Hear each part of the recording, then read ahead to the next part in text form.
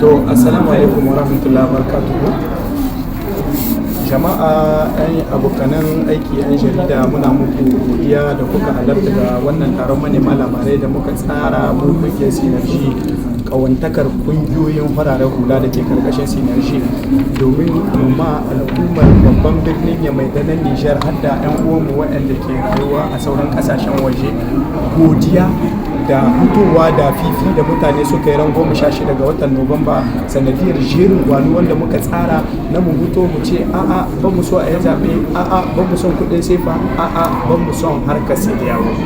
Al'umma ta hutu kuma mun ji daɗi saboda ya nuna muna da har yanzu al'umma ba ta gaji ba kuma ba za a ƙara gajiya bisa zancen ƙasa. Godiya ta musamman muna yin daga ƙungiyoyin wuraren hula, ƙungiyoyin tsohin soji, ƙungiyoyin 'yan makarantu, ƙungiyoyin mata da suka fito da fifi da ƙungiyoyin duk waɗanda ba za mu iya zana su ba duka gaba ɗaya sun siya madar minki ɗaya. Allah guda muke ma ibada ka in yi magana wa'ancan tabbasan namu. Muna muku godiya, muna muku dubun godiya da fata alheri, kuma muna cewa kokowa yanzu muka fara ta. Magana na biyu shine mun ce kokowa yanzu aka fara ta, to yau mun ga an ɗanyi tarzoma a wajen babban kasuwan Yamai. Muke durkusawa muna kira ga hukumominmu na a sassauta ma al'umma saboda harkar har yanzu dai kwanciyar hankali bata kwanci ba.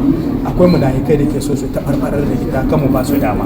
Su kuma 'yan ƙasa, al'umma, 'yan kasuwa muna kiran su na su ma hukuma biyayya saboda sa tsari abu ne mai amfani a cikin wannan zamanin wanda ake so a yi ta da zaune tsaye a cikin nahiyar mu, a cikin ƙasar mu.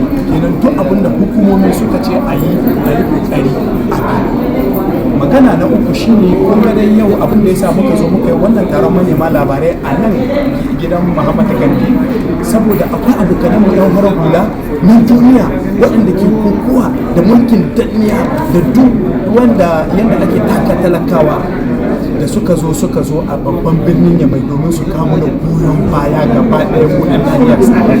To sanadiyar wannan ba mu iya zama a gidanmu mu ce za mu yi wannan taron manema labarai, sai muka yi shi a nan saboda mun zo wajen gwagwarmaya. Sanadiyar wannan kuma su wa'yan gabakin da suka zo babban birnin Yamai ƙasashe fiye da 30 ne suka zo. Muna kiran al'umman babban birnin Yamai kamar yadda kuka fito da fifi. Gobe in Allah yarda za a yi jerin gwano daga nan Mahatma Gandhi zuwa Place Thomas Sankara, wato kusan babban komisariya central na Yame, wanda za mu nuna ma wa'anga abokanan gwagwarmaya na duniya gaba daya da kasar Nijar, al'ummar Nijar jarumai ne, suna so su ga jarumtar mu, za mu gwada muna musu da kamuna. A ƙarshe muna ma kowa addu'a, muna ma kasar mu addu'a, Allah ya ma kasar mu albarka, Allah ma shugabannin mu uku, General Abdurrahman Chani, General Assimi Goita da Captain Ibrahim Traore, Allah kare su da makiya, Allah aza su kan makiya na cikin gida da na waje, kuma al'ummar Nijar Allah mata albarka. Ɗan uwa batattu waɗanda ba su gane ba, Allah shiryo su gane su komo, waɗanda ba su da rabon ganewa to Allah ya muna maganin su. Kuma gobe wata kungiya ta kira al'umma na su hutu bisa zancen ƙasa, to kar a yi kwana a hutu. Na gode.